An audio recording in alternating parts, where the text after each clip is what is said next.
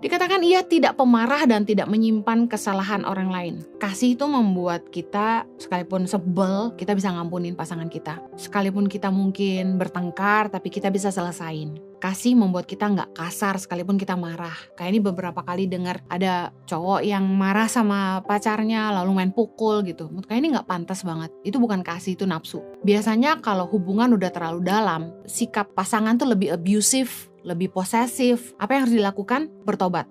Berhenti. Gimana kalau pasangan gak mau kayak ini? Tinggalin. Karena sikap abusive, kasar, posesif, ini akan terbawa ke pernikahan. Kalau masih pacaran, itu masih bisa kita tinggal, kita selesai. Tapi kalau sudah nikah, itu no turning back. Mendingan bikin keputusan yang tepat sebelum terlambat. 1 Korintus 13 ayat ke-6. Apa kata firman Tuhan tentang kasih? Ia tidak bersukacita karena ketidakadilan, tapi karena kebenaran. Kita tuh bisa lihat karakter pasangan kita dari bagaimana dia ngambil keputusan dalam hidupnya gitu loh. Dia curang gak sama orang? Dia jahat gak sama orang? Dia seneng gak orang lain susah gitu? Karena kalau dia punya kasih, dia tidak bersukacita karena ketidakadilan, tapi karena kebenaran. Dia punya integritas. Dia gak bersukacita di atas penderitaan orang lain. Dia gak merugikan orang lain. Dia nggak berbuat jahat sama sesama demi keuntungan dia sendiri. Justru baik-baik kenali karakter pasangan kita sebelum kita nikah. Kalau dia orang yang punya kasih, dia nggak akan bersukacita karena ketidakadilan, tapi karena kebenaran. 1 Korintus 13 yang ke-7 bilang ini, ia menutupi segala sesuatu, percaya segala sesuatu, mengharapkan segala sesuatu, sabar menanggung segala sesuatu. Dalam hubungan tuh nggak ada yang mudah.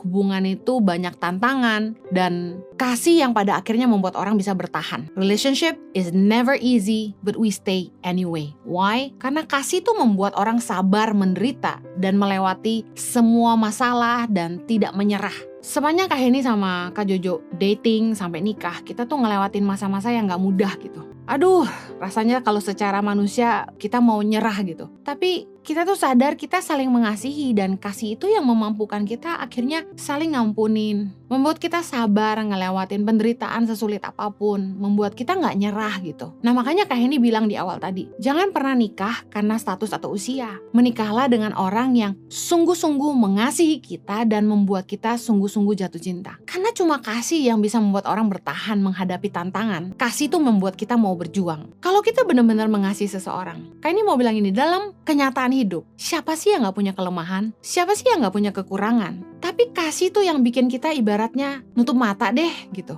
Ya memang semua orang punya kelemahan, kita juga kan gitu.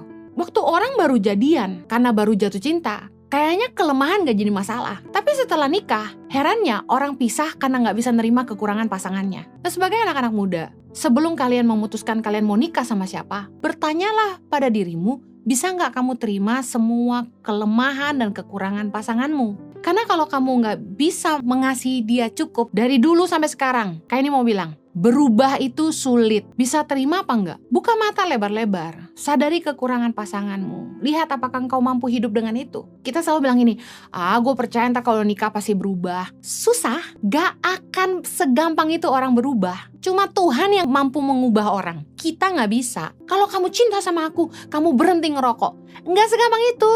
Satu kali Tuhan mungkin punya cara untuk membuat dia berhenti. Tapi kalau kamu pikir dengan mengancam dia bisa berubah, lupakan saja. Berubahnya sebentar doang, nanti balik lagi. Dan lebih permanen biasanya. Orang tuh kalau belum dapet, pasti manis-manisnya dulu nih keluarin. Tapi kalau udah jadi, selesai sudah.